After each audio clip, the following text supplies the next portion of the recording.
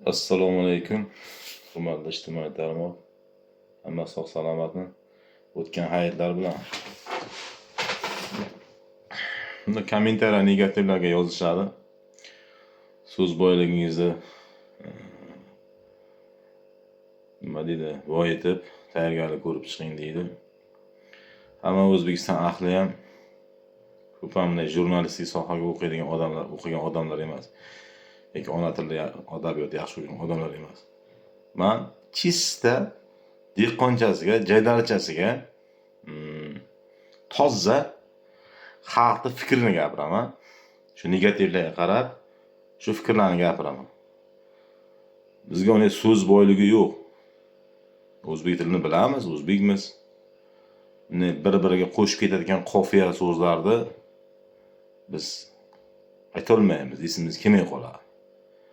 Dehqonchasiga, jaydarchasiga fikrimizni aytamiz va xalqning fikrini aytaman. Men ham kommentariyani o'qib ko'rib, keyin shunga qarab fikr yuritaman, mulohaza qilaman. Endi mana uni eshitamiz endi.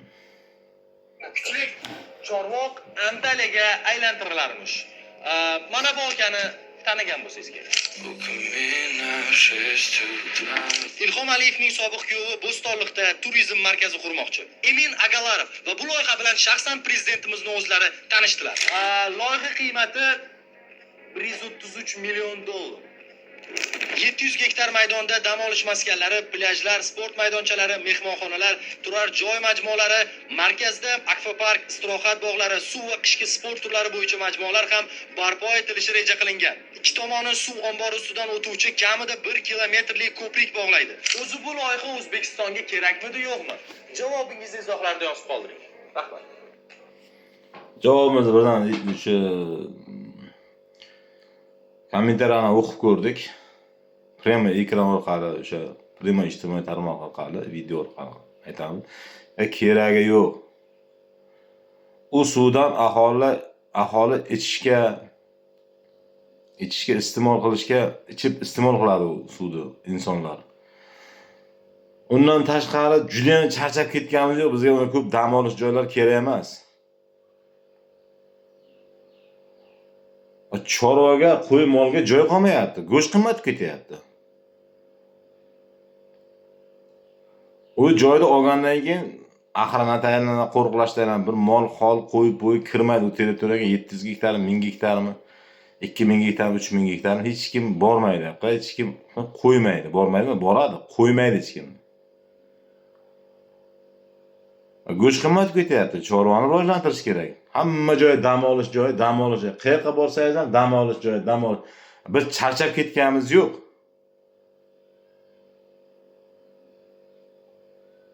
Charchab ketganimiz yo'q bizlar. Endi meni fikrim bu. Kommentariyaga ham yozishgan. Chorvaga joy qolmayapti. Tog'da narigi bir burchaga mana Surxondaryoga bir joyga borsangiz, bir narsalar ilitalagan. Mana o'tgan safar qaysi bir nimaga yo'ldan qo'ymagan 500 ta qo'y jardan uchib o'lgan. Videosi chiqdi. Bilmayman qaysi viloyatda, Surxondaryodami, o'zimizda O'zbekistonda bo'lgan bu narsa. Kerak emas. Charchab qolganimiz yo'q, faqat boylar uchun ular. Unday xalq bormaydi.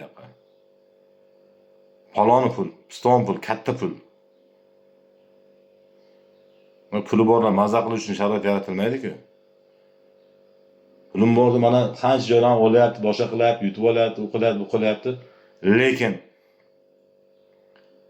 chorvaga tadbirkorlik qilishga joy qolmayapti. To'g'ri, yoqqa olsa do'kon ochiladi, magazin ochiladi, odamlar ishlik bo'ladi. Lekin tabiatdan asrab avaylashimiz kerak. Bu yerdan keladigan suv bir xillarni shu suv ombor suvlardan bizda to'plangan suv keladi.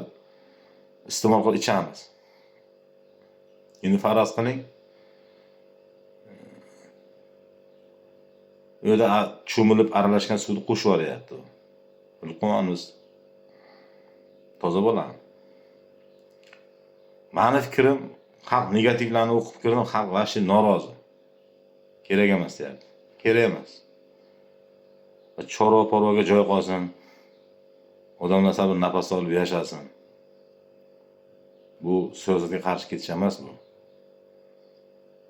Chista xalqning fikri bu.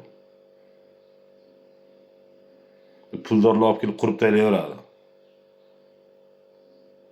Ko'pchilik foydalanmaydi, bir kishi yalqi foydalanadi. Puli bor foydalanadi undan. Omma foydalanadigan narsa qilsin, omma foydalanadigan. Xalq foyda ko'radigan narsani qilsin. Salomat bo'lasizlar.